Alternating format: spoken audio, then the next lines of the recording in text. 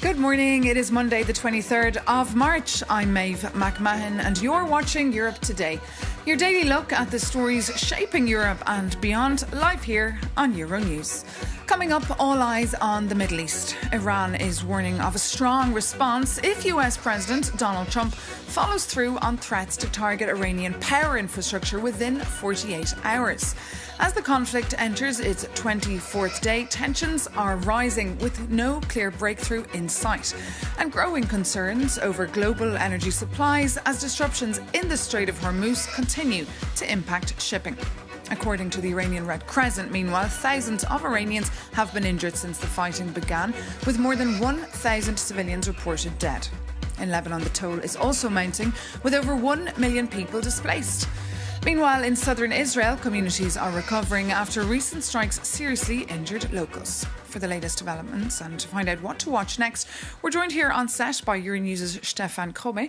Morning, Stefan. Good morning, Maeve. So look, President Trump has taken to Truth Social to say if Iran does not fully open the Strait of Hormuz within 48 hours, the US will hit and obliterate their various power plants. Fill us in.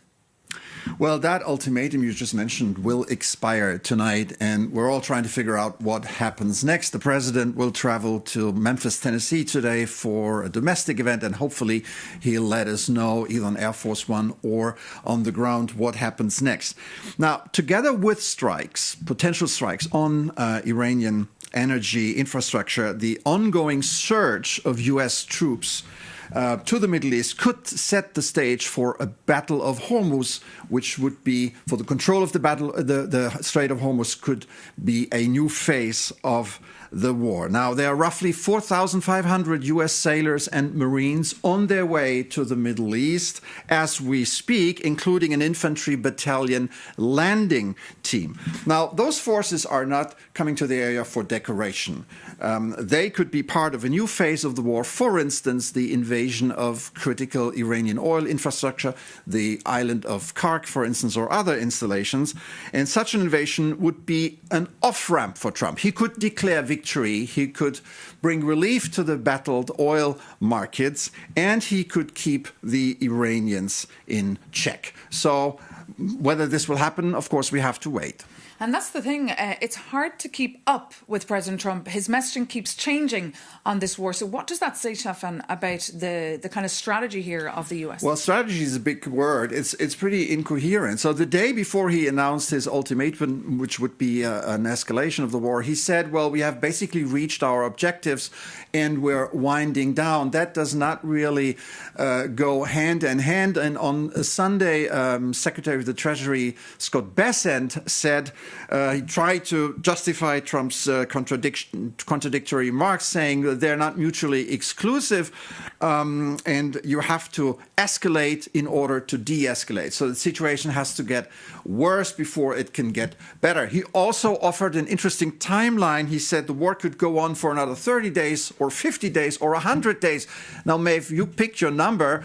We're as smart as we were 3 weeks ago on this. Well, whatever happens, we will report it. And of course, meanwhile, the humanitarian toll keeps increasing, as we reported earlier. Stefan Kobe, thank you so much for that update there. Now, moving on, Hungary is hosting their annual CPAC conference in Budapest just 3 weeks before the most important elections of Prime Minister Viktor Orban's political career.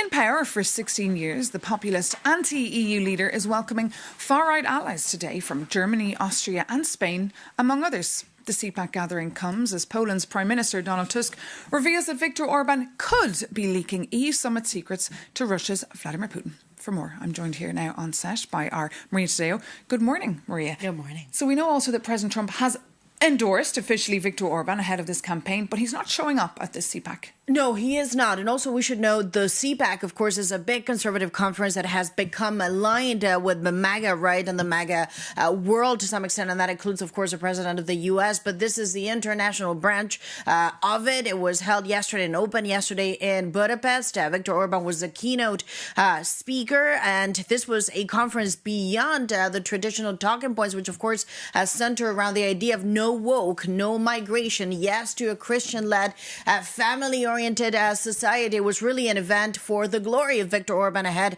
of that election. And to that point, the president of the U.S. was not physically present, but he did send a message in which he said his endorsement of Viktor Orban is full, total, and complete. Let's take a look. I also want to send my best wishes to Prime Minister Viktor Orban, who I am endorsing, as you know. I am endorsing his election, which is coming up pretty soon.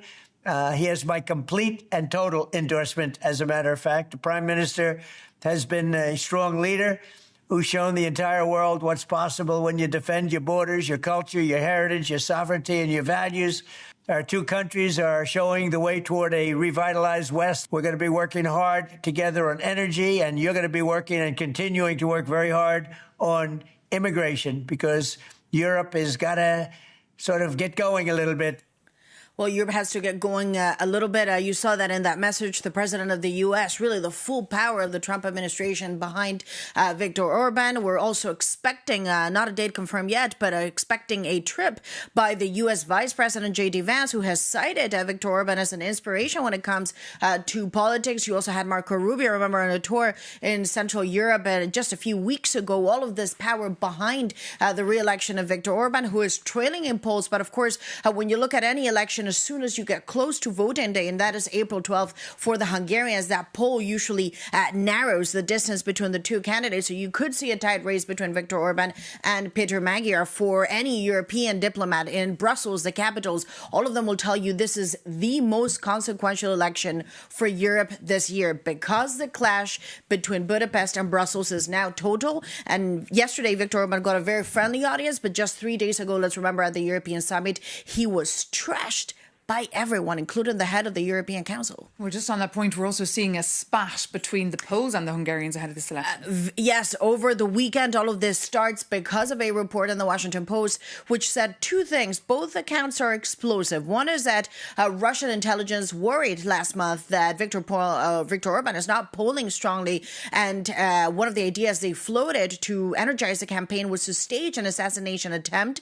That is count number one. And then count number two, this report suggested that the Hungarian foreign minister regularly spoke, including during meetings with his Russian counterpart, Lavrov, to debrief him on the content of EU summits. Of course, EU summits, these are held in private. The content is understood to be confidential among the 27. And the Polish Prime Minister Donald Tusk responded over the weekend in a tweet saying that he is not surprised about these allegations in the newspaper, as I mentioned, the Washington Post, but also said the news that Orban's people inform Moscow about EU Council meetings and every detail should not come as a surprise. We've long had our suspicions that this was happening, and there's one reason, or that's the one reason why I take the floor only when strictly necessary and say just as much as necessary. Obviously, the two accounts are explosive. The Hungarians deny it, but nonetheless, that is the mood between the EU 27, and this is inevitably going to bring up a question in terms of should the Hungarians be kept out of delicate discussions? Should there be closer cooperation among some EU countries, but leave the Hungarians out? And then, of course, there's a question of Antonio Costa. Can he really bring about his authority when it comes to Viktor Orban, who, again, was trashed at this EU summit, but nonetheless, his double veto on Ukraine remains. Okay, countdown is on to those very important elections. Maria Tadeo, thank you so much for that update.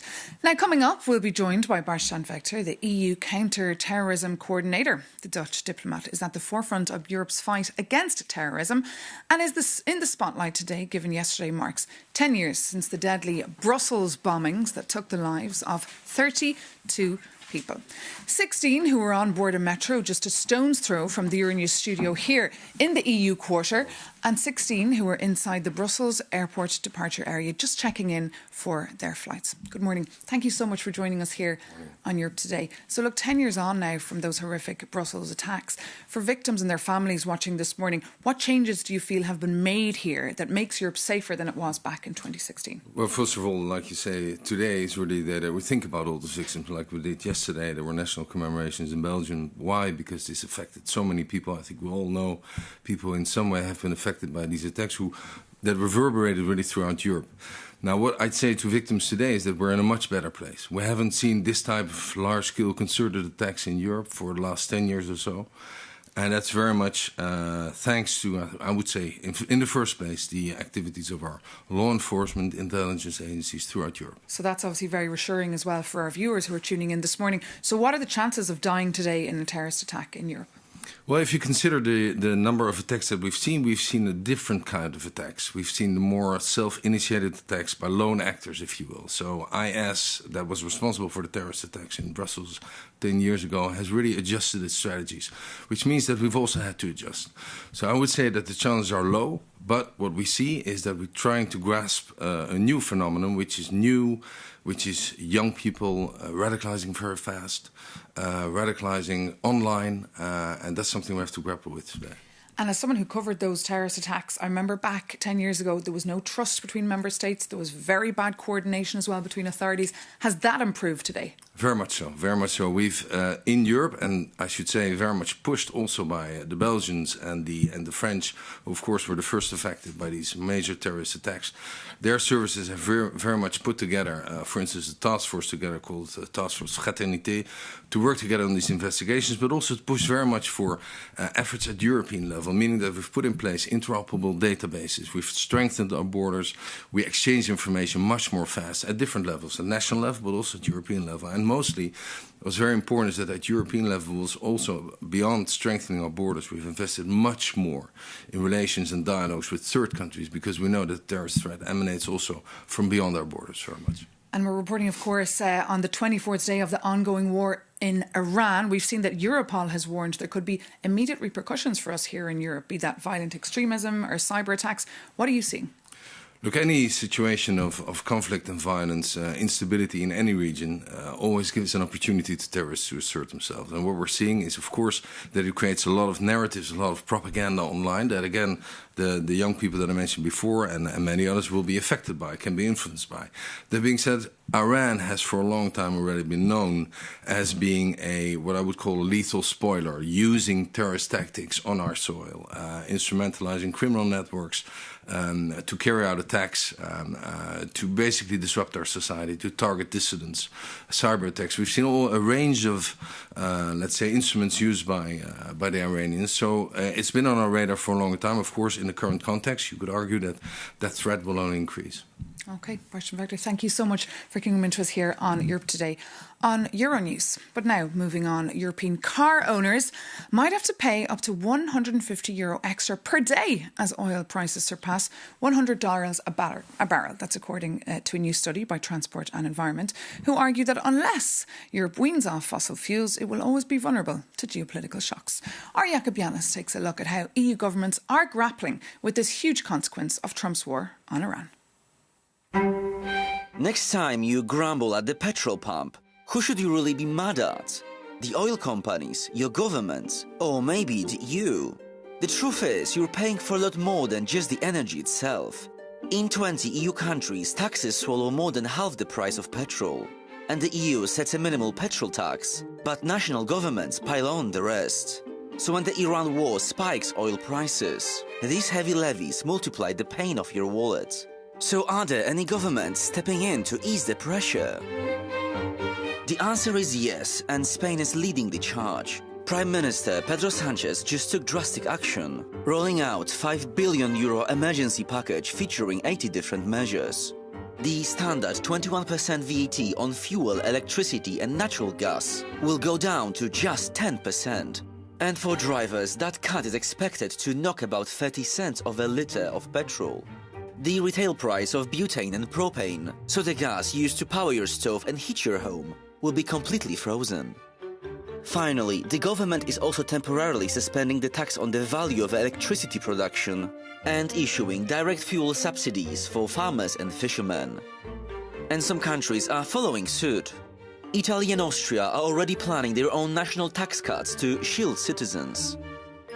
Moreover, during the last week's summit, EU leaders ordered the Commission to draft temporary emergency measures, which is basically political speak for we need to find quick fix to stop the bleeding. But the overall conclusion seems to be clear.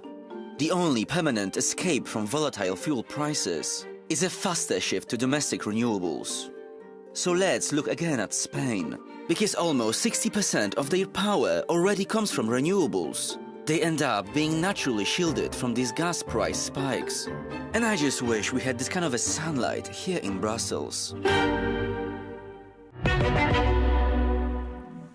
Now, moving on, all eyes on Slovenia this morning. The EU member state since 2004, with a population of just over 2 million, held elections this weekend. And it looks like a tie between the Liberal Party of Robert Golob and the former right-wing populist leader, Janez Janša. For more on the dramatic election, which was overshadowed by election interference and claims of espionage, we're joined here on set by Petros Fasoulas from the European Movement International.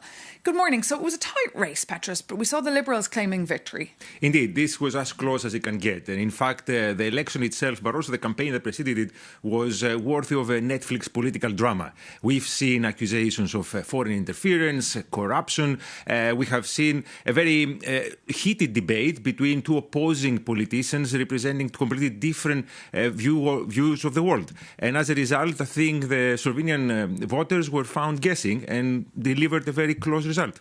And now that it is so tight, it might be very hard to form a government. Indeed. Now a lot depends on who is able to master the coalition and bring together smaller parties. So it's by no means a done deal. Of course, a lot of people in Brussels were worried that former Prime Minister Janša will return in power. We know his close links to Trump. We know he has been very critical of the direction the EU is taking. And as a result, he is expected to join perhaps Orban in the awkward club. So people will be watching very closely what the result of these negotiations will be.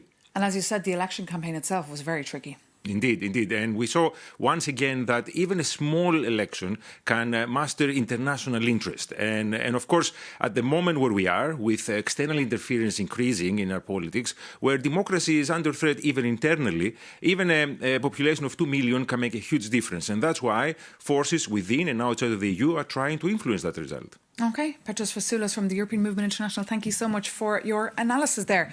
And meanwhile, a second round of local elections took place in France yesterday, which saw the socialists hold on to power in the big cities like Paris, Marseille, Lyon and Lille.